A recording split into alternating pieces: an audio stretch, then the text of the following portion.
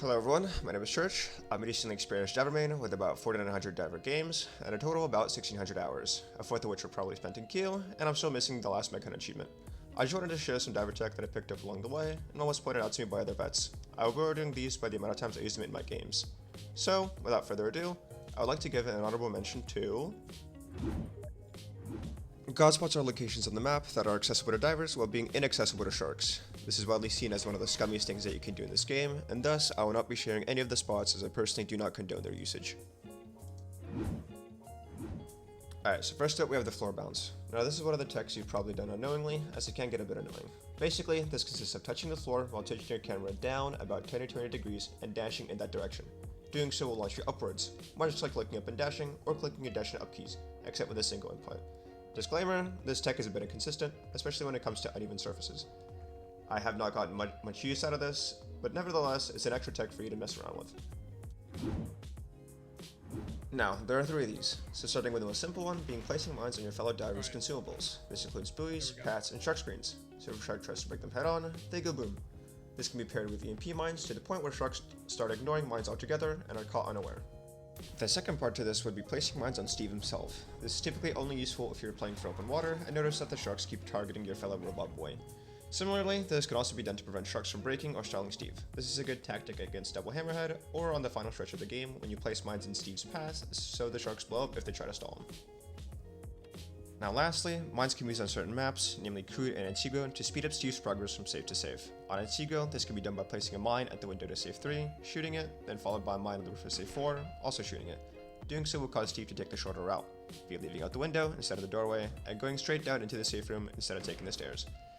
While this is not the biggest time save, it's still something neat I wanted to share, and something that I do whenever I'm on this map with extra time on my hands.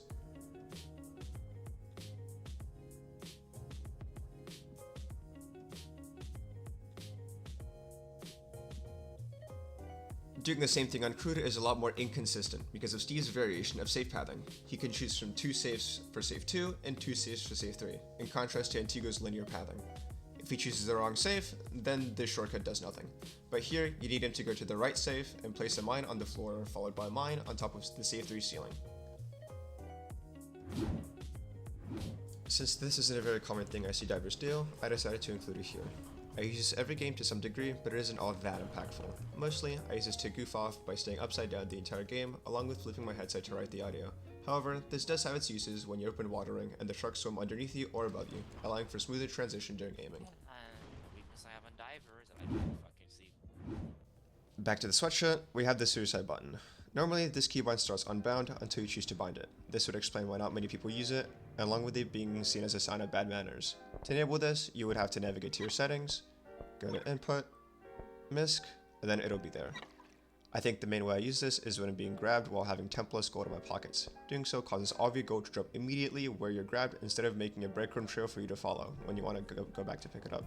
The con to this is that at a certain distance, sharks still get points even if they do not kill you. I'm not sure the exact distance, but now this happens if you suicide trying to avoid a grab.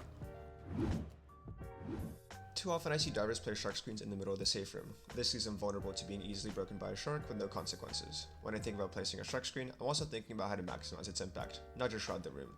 Shark screens can allow you to exit the room safely without being spotted. This can be combined with turning off your flashlight to make yourself nearly invisible to sharks, sometimes resulting in easy kills. Try your best to get them stuck on geometry in hard to reach places. Now we're getting to the good stuff. I think this is the most underutilized tech in the entire game. Most of the players that I've talked to have said that they don't bother with it. Let me tell you, it is disgusting in the right circumstances. I use this almost every game, depending on the map. The way to do this is before you're about to click respawn, you need to click the little cage icon on the bottom next to the Steve one. This will stop your spawn until you decide to change it back. I can't even begin to count the amount of free kills I've gotten by getting an off angle on the sharks. You can take this a step further by equipping a gun with tagging alongside a DPV. This lets you cast out a shark's healing on the opposite side of the map as the safe room.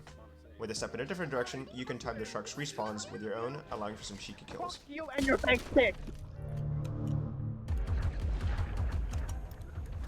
God damn it! I ran out of stamina. If I only had stamina. If I was, when I was, What the fuck? What the fuck? What the hell? Me, personally, I love being a rat, and the easiest way to do this is to abuse the 6 seconds of spawn protection that you get when you respawn. While you're spawn protected, you cannot be grabbed, and your outline is not visible to the sharks. I do this on every death to snatch easy return kills. But your spawn protection is immediately deactivated when placing consumables, using consumables, DPVing, or using your weapon or utility. This is the single biggest piece of diver mobility tech in this game, and you should be using this all the time. Having your knife out makes you move faster and dash further. From the rough testing that I've done, this comes out to a 20% boost in speed and dash distance, as it took me 8 seconds to cross safe 1 on Tigo, while it took my friend 10. You should be doing this whenever you're not in immediate danger, as in getting gold, swapping safes, or even chasing down sharks. Now that about does it for this video. I hope you guys learned something new. If you have any questions or have some other tech that I didn't mention, please leave a comment, as I'd love to hear about it. I'll leave the background game to play out for those curious to see how it ends. For now though, my name's Church, and I'll see you in the depths.